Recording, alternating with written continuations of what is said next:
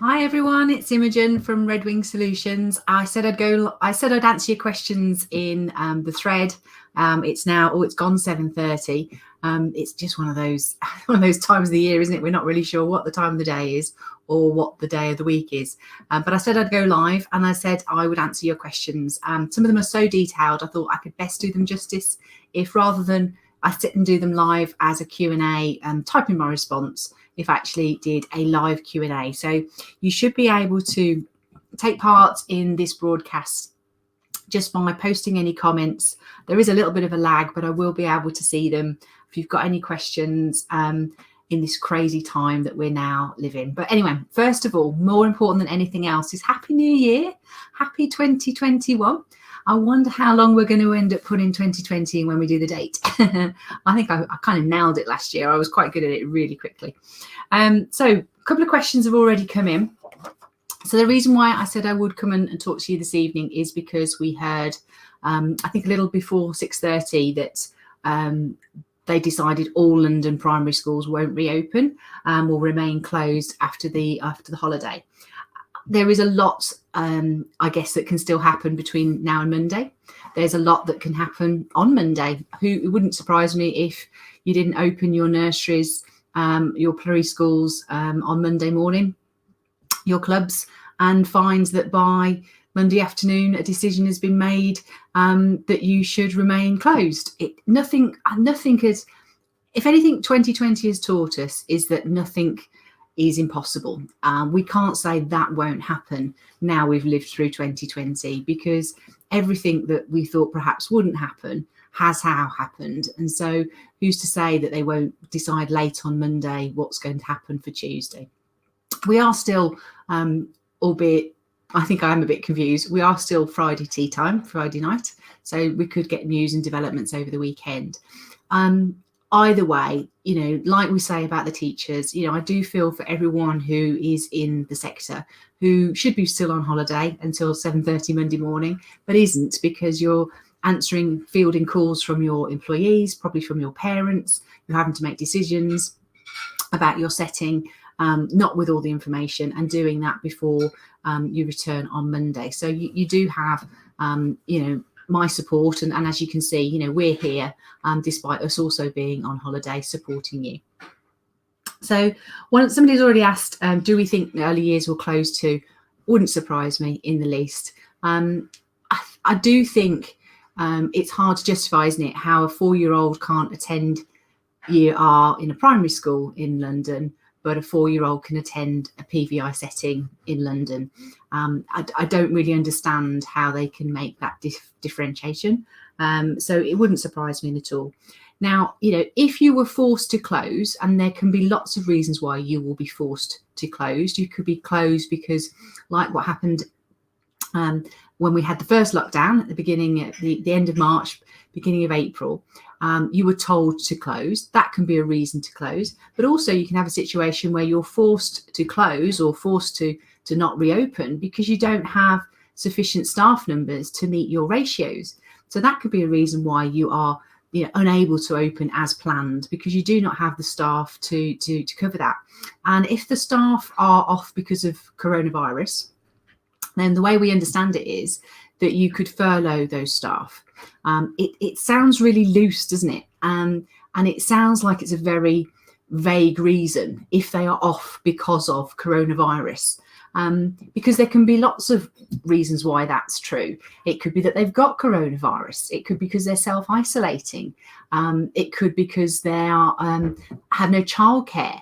But it seems the way things have moved since Christmas is the government's view is if you're off because of coronavirus, furlough is there.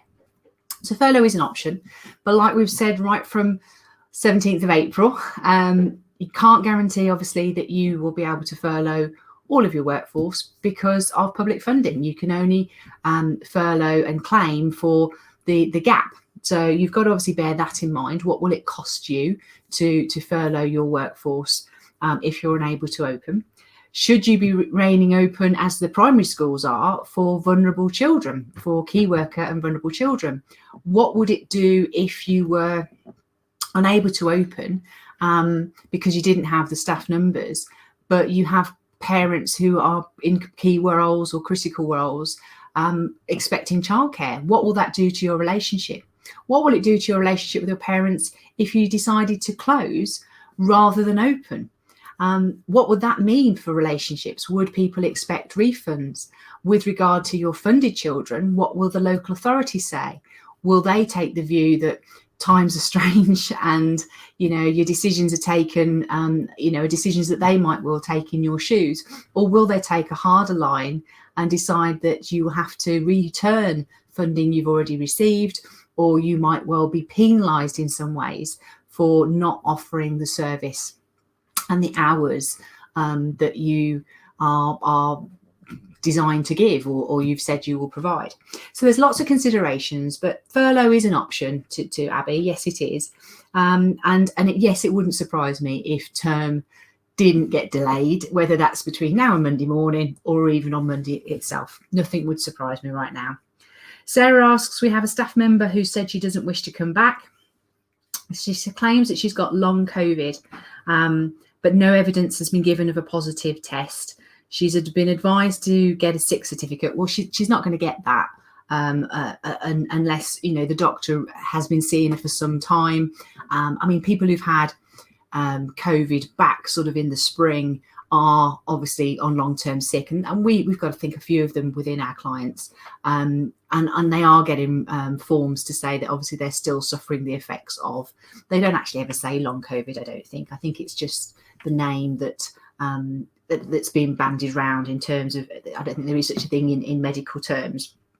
But yes, there is that understanding that unless they're long-term sick, they won't get a self-cert, a doctor's certificate.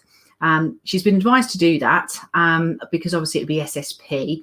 And then Sarah goes on to say that she's become abusive, demanding to be furloughed, and what's her options? Well, I think like all of us, the key thing of that question is the word abusive. No employee can demand furlough. No employee can tell you to furlough them. It is your choice, because it is a choice, and it's a choice you might not be able to take. So what we've got to remember is, whilst it's very, you know, it is excellent that these facilities are available, I think it might well be over the coming weeks that people assume that employers will just furlough them when they're sick. They'll assume that they will sort of say to them, no, you don't have to work from home, I'll furlough you. It is your own choice as an employer, because there are costs to you for doing this. There are costs, obviously, for the national insurance, for the pension. There are costs, obviously, for the holiday being accrued and not taken. There's lots of things that would make you think about. And as we know, with furlough, since the 1st of December, any employee who resigns or is dismissed, no furlough payments can be made during the notice period. So there's new conditions around furlough now that weren't around, say, in the spring last year. So I would say if someone's become abusive and demand to be furloughed, then I would say, you know, you're claiming to have had COVID. We're very sorry to hear that, but we will need evidence of a positive test in order to decide what to do. Now, you know, if she's had it, that is going to be something she will have. She will have an email telling her that she's tested positive through the PCV testing. She will have that evidence. And long COVID, you know, suffering the ill effects of long COVID is different to still suffering from COVID. So, you know, if she did have that many weeks ago, then that email will still exist somewhere, won't it? But I would have thought, being your member of staff, if she was with you in December, say up until Christmas, so what would that might have been? She broke up at, say, the 18th of December, then it's not long COVID. She's just got COVID still. And so she'll have a positive test. You know, and that's what I would say, that she needs to demonstrate her positive test, and then you'll take it from there and look into what the options are with regard to her. But don't allow anyone to abuse you, particularly not when you're meant to be on holiday, and, you know, not particularly impressed, I think, would be my response. A lot of people are very stressed right now, and I think we've learned this, haven't we, over 2020, to be kind and to not be necessarily rattled or impacted when people aren't their normal selves, when they behave out of character. But at the end of the day, you can still ask for people to treat you decently, and, you know, even if you then sort of have somebody say to you, oh, I'm so sorry, I didn't mean to come across the way I did, I'm under a lot of pressure, then my advice is just accept that, because we can't hold that against somebody that they did perhaps let themselves go. But equally, don't tolerate being abused without saying anything to somebody just for fear of their reaction. I still think people shouldn't forget their manners just because they're stressed. So that's 2 questions we've had so far. Oh, look, we've got some more. So there's a bit of a lag. Do we have to pay furlough to parents who are choosing not to send children to school? I can see what incentive there is to get staff to work when they're more than happy to stay at home on 80% and are pushing for it. Yeah, I mean, this is the thing. I mean, we know from the guidance that came out yesterday that the government is pushing that furlough is the answer to self-isolation, to sickness absence, to childcare problems. But you are going to find it very easy for a member of staff to remain unable to find childcare, remain unprepared to put their child in primary school as a key worker child if you offer furlough. And I thought about this when I woke up this morning. I think, we have to face the fact that some people will perceive being furloughed as being a rather attractive option right now, and will perhaps say to you that they have been contacted by Test and Trace when they haven't. They'll say that they have got symptoms when they haven't.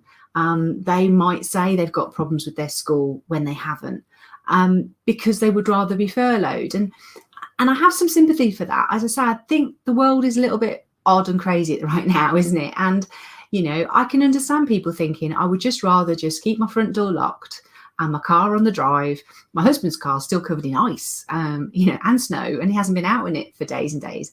And I can understand people having that view that they'd like to quite keep things as they are. But if you as employers are too keen to just adopt that approach of furloughing them, you're going to lose, I believe, and you're going to regret necessarily having that sort of too relaxed attitude. And it comes back to something we've said time and time again, is if you now furlough people that previously were SSP'd, what if that person who's SSP'd was also somebody who has a disability? Are they going to turn around and say, you treated me less favourably because now Betty's been off, you've given them furlough, but when I was off, Brenda, I have this condition and I didn't get furlough. You could have given it to me then, but you chose SSP. I've been treated less favourably. So whilst I think the government is very good at getting out guidance in incredibly difficult circumstances, and I have a lot of sympathy for civil servants, I don't think any of them have ever worked in a small business. I don't even think they've studied business management. And I just think you have to think, well, I'm sorry, but you can't, when you haven't got big budgets, just throw money at everybody and expect people to do the right thing. Somebody will take the mick. So no, I have absolutely, you don't have to pay furlough. The person who's posted this, you don't have to pay furlough at all. There, parental leave is available, which is unpaid leave to look after your child. You can grant unpaid parental leave in blocks of a week. It can be done in days if the child is in receipt of disability support, is defined as disabled. You can obviously have a situation where you can treat it as time off for family emergencies because their childcare has broken down. So you have that flexibility too.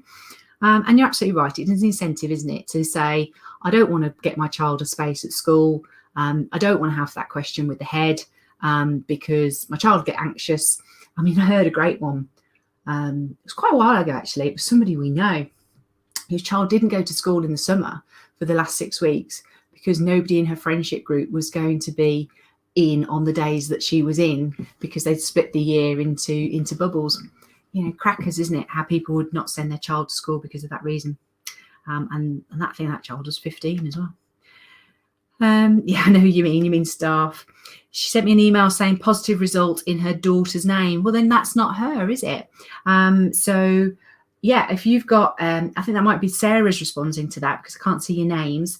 But yeah, if Sarah, if your member of staff is saying, she's got long COVID or that she is she doesn't want to come back to work and that she's got a positive test result, then it's her in her name. If she's self-isolating because of her daughter, then again, look at the date of the positive test result, and should she still be self-isolating? If not, if you need her at work, you advise her to come back to work. We don't say how old the daughter is, but we assume that they live under the same roof or will have done over the Christmas holiday. When we said that we couldn't accept that she got the test, she then claimed she never got the results. She will have had the results. It's really important, isn't it, that people understand that you can't fudge the system and just say you've had a positive COVID result. If you've not had the results, you would say, where is my results? You would be very keen to know whether you've had it or not. I don't buy that people sort of just accept things, not right now. If a staff member is classed as extremely critically vulnerable and they wanted to come to work, what would you do? Wouldn't let them if I was in tier 4. Not a chance. We had this when we first went into a second lockdown in November. Do you remember when we lost all of November?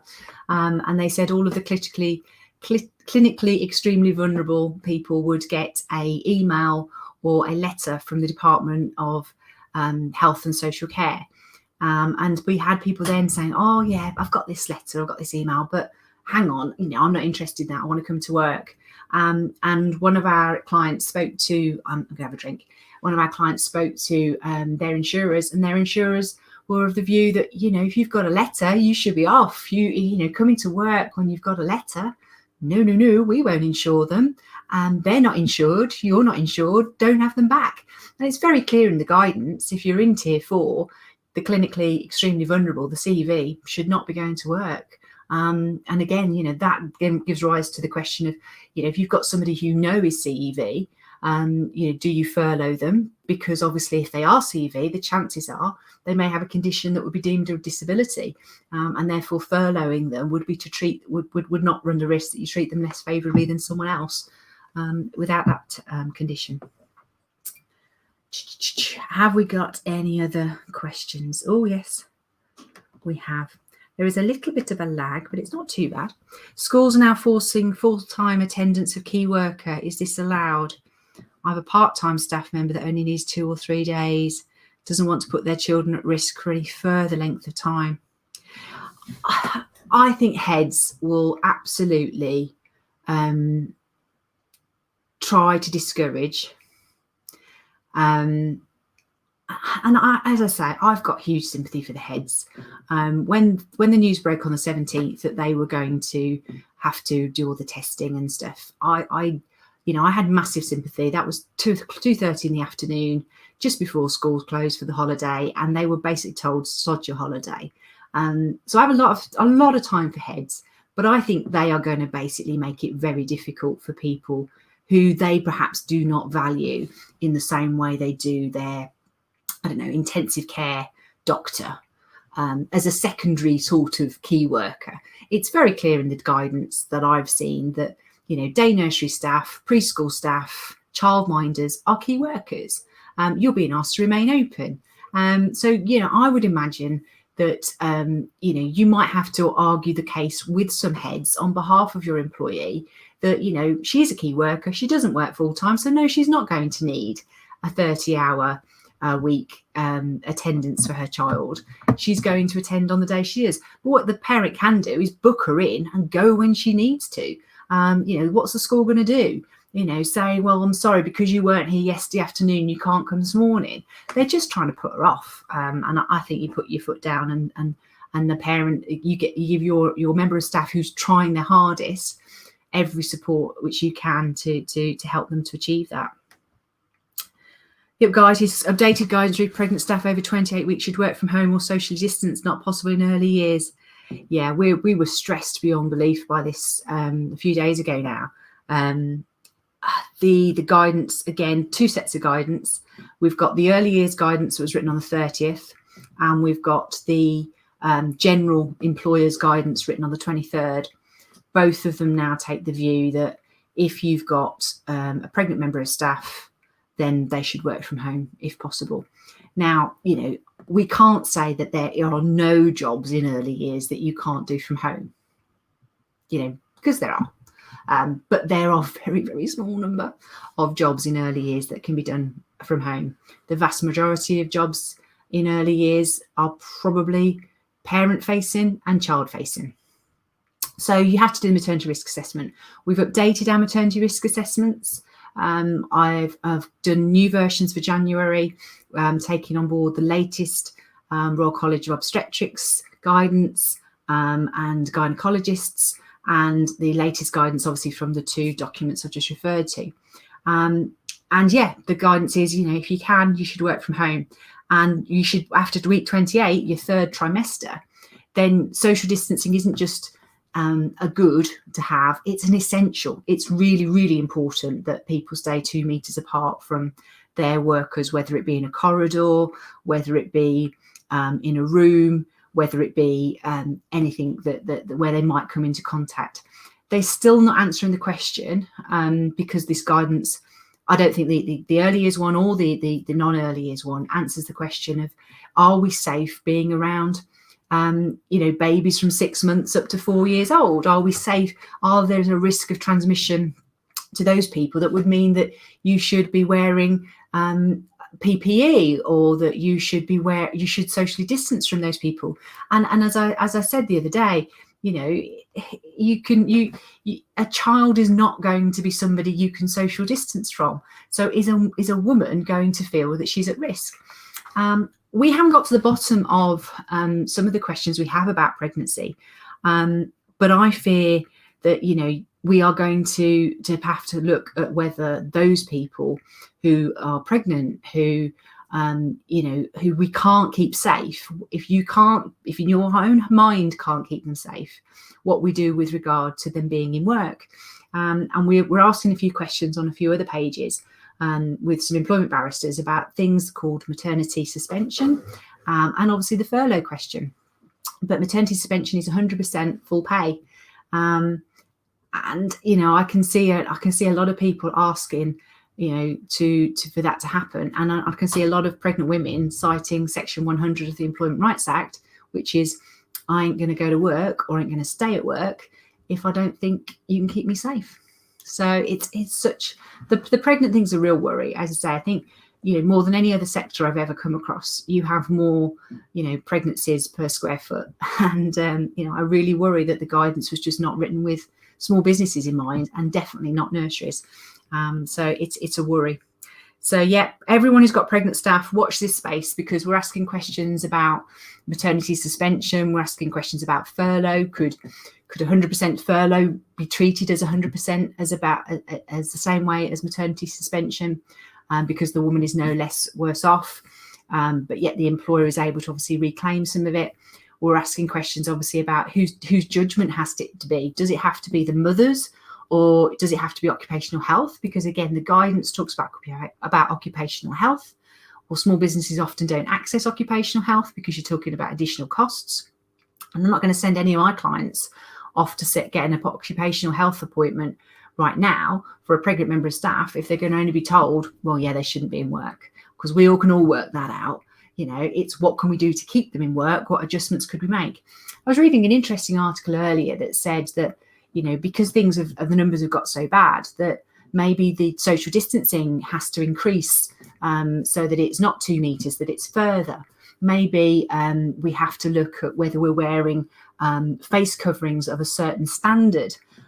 Maybe we have to think about whether these visors that people wear, where the vapors or whatever it is that leaks COVID just comes down and then could go down onto surfaces or small people or whatever, isn't the best form of protection.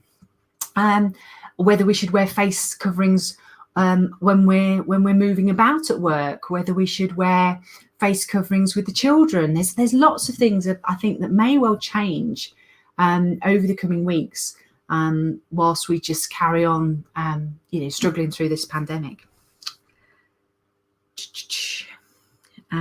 Risk assessment, definitely with your risk maternity, and I say watch this space. This Facebook I put a message out to parents that due to closing schools, if they didn't want to bring their children to nursery, then I would refund their fees.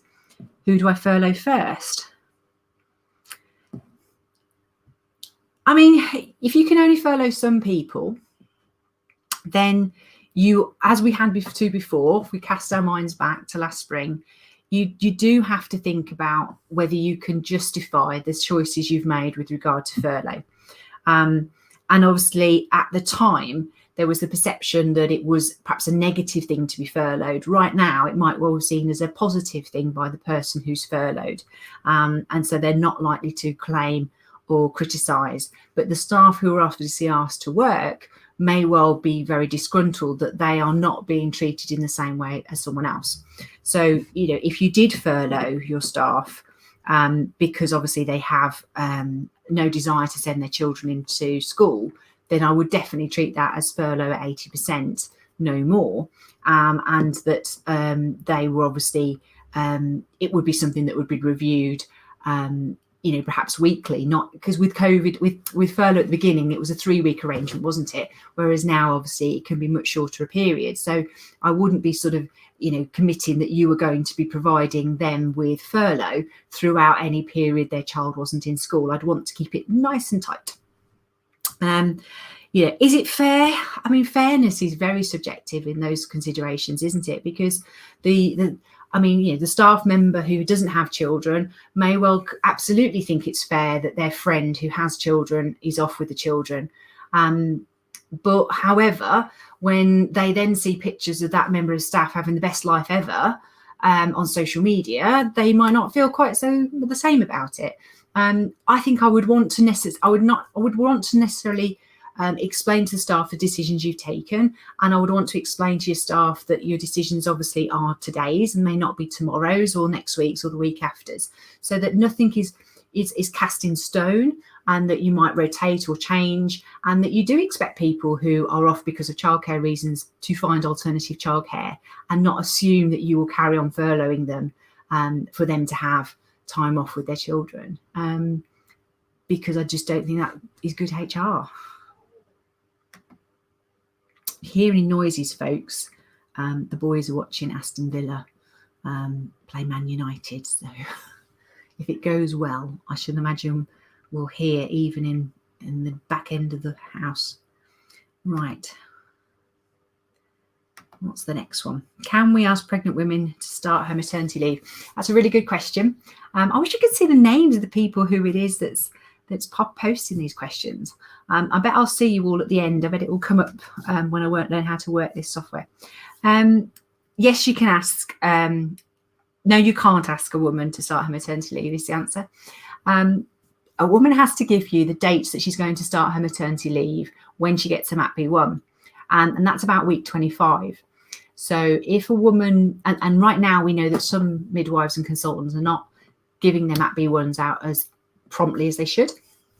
So around week 25, I would be saying to my parents, to my pregnant ladies, I need you to tell me what your dates are for your maternity leave, so that I can write to you within 28 days and give you your details of your leave and your pay. Now, obviously, we know they should be giving us a MAPB1 to evidence their pregnancy at that point, but you can be a little bit flexible about that because you don't really want to wait for the form in order to end up waiting for the dates. So I would go ahead and say, I need you to give me that. And obviously, if they are off with a pregnancy-related reason after week 36, that's when maternity leave kicks in. So I also think, this week 36 is a bit of a one with regard to furlough, because could you argue they were off because of a pregnancy-related reason, and is that enough to kick in maternity leave, or does it have to be sickness absence? Again, it's about the guidance. We've got to actually drill into the maternity regulations and just check that one out.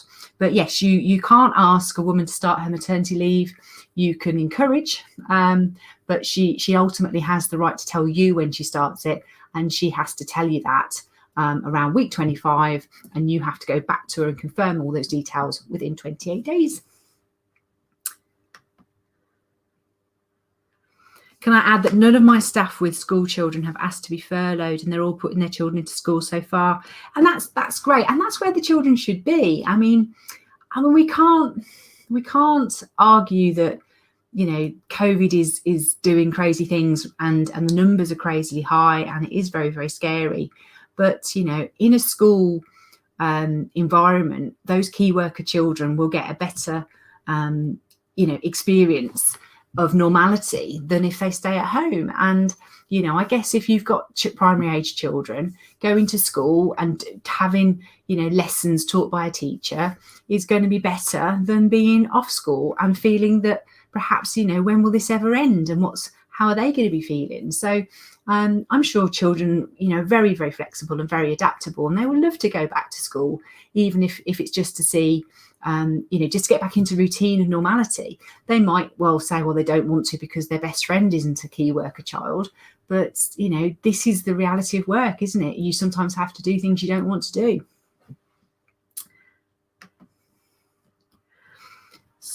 Our CV being asked to come back to work again. Only in tier 4. If you're in tiers 1, 2 and 3, you are still able to go to work if you're CV.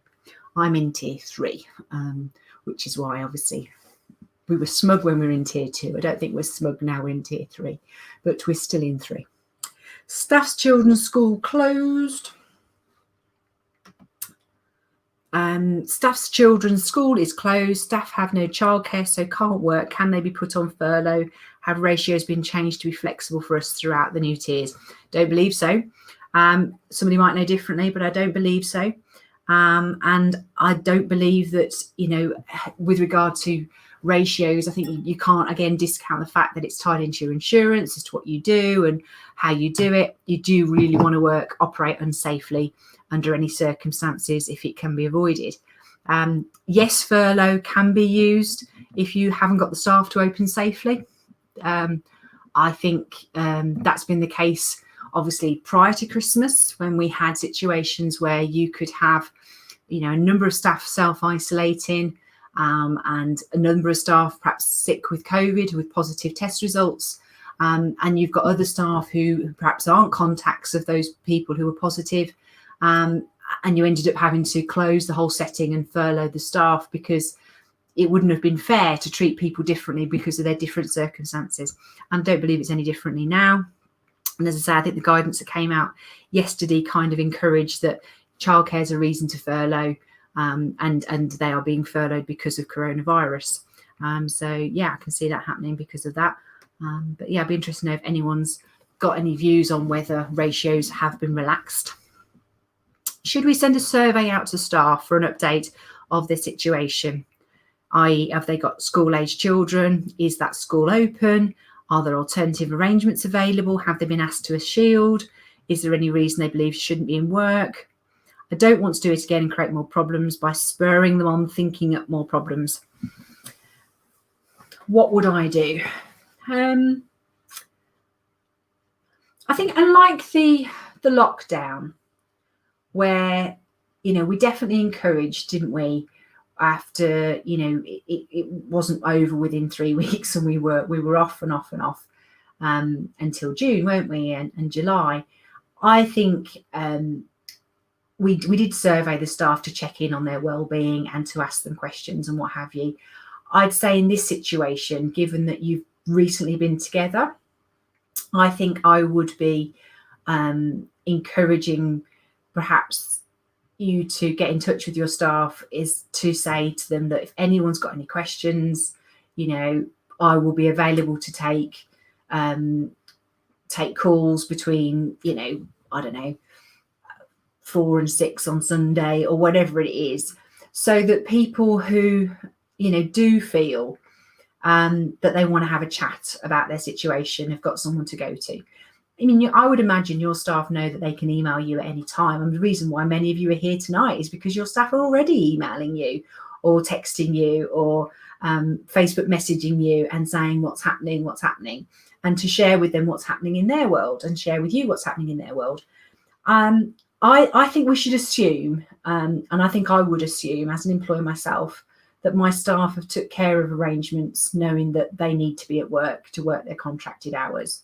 You know, the message has been made very clear, hasn't it, right now? Early years carries on. Whether we like it or not, early years carries on. So I would like to think my staff are taking care of it, and that if they have got a problem, they know who to come to and how to get hold of them.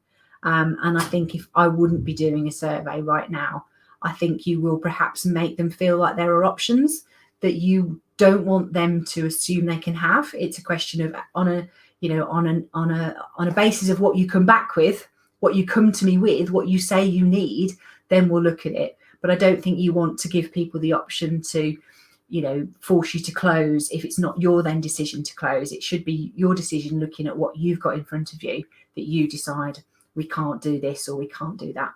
So no, I don't think I would survey. I think I would make sure people know how to get in touch with you instead. If staff members are in tier 4, but we're in tier 3, can they still come to work? Absolutely.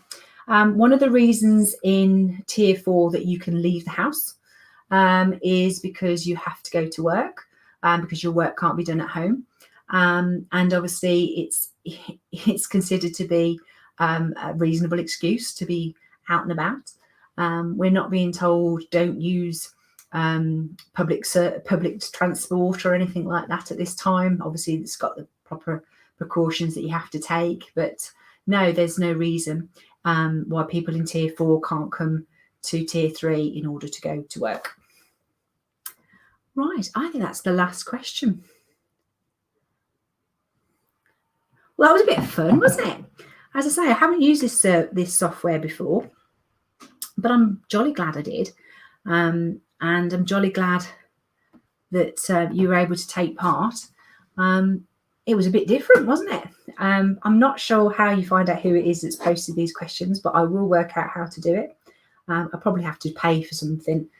It was done as a freebie, so I'll probably have to pay for it to be done properly.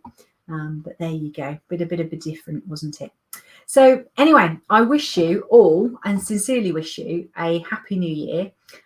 If you're one of our retained customers, then I am going to get back to you before Monday morning when we reopen, because, it's the right thing to do. So if you've emailed me, you will hear from me over the next few days. We have finished the downstairs toilet floor, so all is good in the Edmonds household. And we're still wading through. I found some mince pies today. That's weird, isn't it? Found some unopened mince pies today. So we are still wading through the food mountain. I did love it when someone said earlier that they're moving into tier 4, so that they can stop eating. See, tier 5, so they can just socially distance from the fridge or something, or stop eating. Well, that was really good. Right, well, up the villa, and I'll speak to you all soon. Bye-bye.